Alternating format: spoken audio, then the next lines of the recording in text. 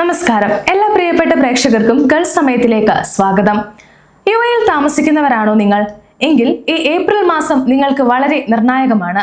നമ്മുടെ ദൈനംദിന ജീവിതത്തെയും സാമ്പത്തിക ഇടപാടുകളെയും ബാധിക്കുന്ന 5 പ്രധാന മാറ്റങ്ങളാണ് ഈ മാസം മുതൽ നിലവിൽ വരുന്നത്. സ്കൂൾ വിദ്യാഭ്യാസം, വിസ നിയമങ്ങൾ, ബാങ്കിംഗ് സുരക്ഷ, ഇന്ധനവില എന്നിങ്ങനെ നാം ഓരോരുത്തരും അറിഞ്ഞിരിക്കേണ്ടുന്ന കാര്യങ്ങളെക്കുറിച്ചാണ് ഇന്ന് നമ്മൾ സംസാരിക്കുന്നത്. ആദ്യം തന്നെ നമുക്ക് വിദ്യാഭ്യാസ മേഖലയിലെ മാറ്റം നോക്കാം.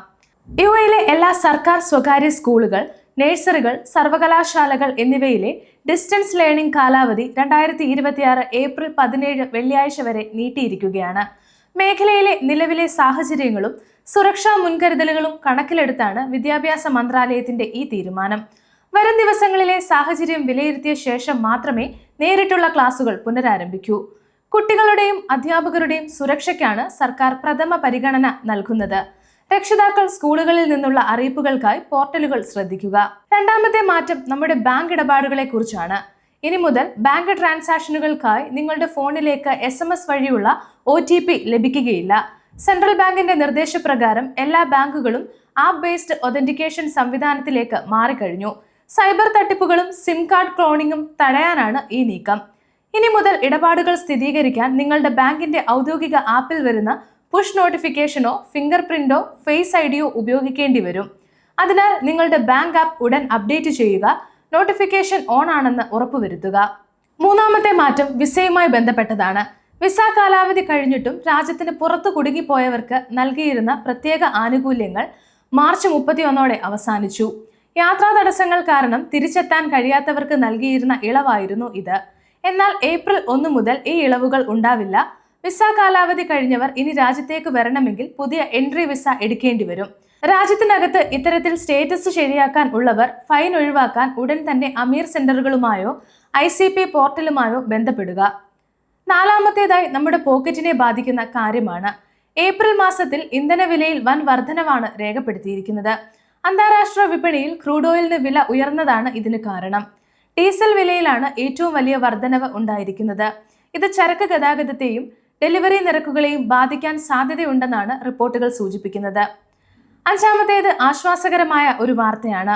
ദുബായ് കിരീടാവകാശി Sheikh Hamdan bin Mohammed bin Rashid Al Maktoum 100 കോടി ദിർഹത്തിന്റെ സാമ്പത്തിക പാക്കേജ് പ്രഖ്യാപിച്ചു. ബിസിനസ്സുകാരെയും സാധാരണക്കാരെയും സഹായിക്കാനാണ് ഈ പദ്ധതി ലക്ഷ്യമിടുന്നത്.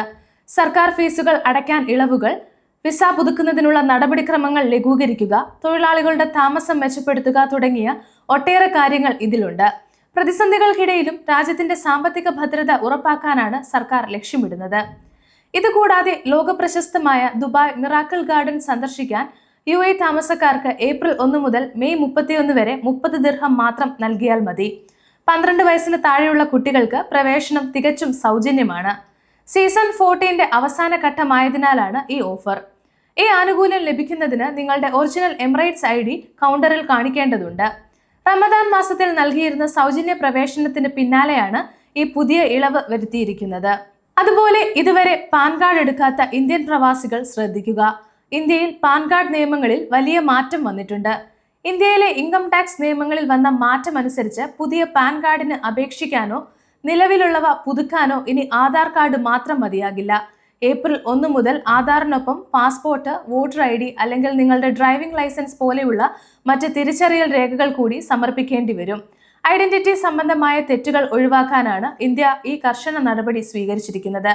പ്രവാസികൾ ടാക്സ് സംബന്ധമായ കാര്യങ്ങൾ ചെയ്യുമ്പോൾ ഈ പുതിയ രേഖകൾ കൂടി കയ്യിൽ കരുതുക. 2026 ഏപ്രിൽ മാസം UAE നിവാസികൾക്ക് മാറ്റങ്ങളുടെ മാസമാണ്. ബാങ്കിംഗ് ആപ്പുകൾ അപ്ഡേറ്റ് ചെയ്യാനും വിസ കാര്യങ്ങൾ ശ്രദ്ധിക്കാനും യാത്രാ ചെലവുകൾ ക്രമീകരിക്കാനും മറക്കരുത്. വിദ്യാഭ്യാസ കാര്യങ്ങളിൽ ജാഗ്രത പുലർത്തുക. ബാങ്ക് ഇടപാടുകൾ ആപ്പ് വഴി സുരക്ഷിതമാക്കുക. വിസ കാര്യങ്ങൾ മുൻകൂട്ടി പ്ലാൻ ചെയ്യുക. ഒപ്പം കുറഞ്ഞ ചിലവിൽ മിറാക്കിൾ ഗാർഡൻ സന്ദർശിക്കാനുള്ള അവസരം ഉപയോഗപ്പെടുത്തുകയും ചെയ്യാം. ഇന്നത്തെ വീഡിയോ ഉപകാരപ്രദമായി എന്ന് വിശ്വസിക്കുന്നു. മറ്റൊരു വീഡിയോയുമായി വീണ്ടും കാണാം.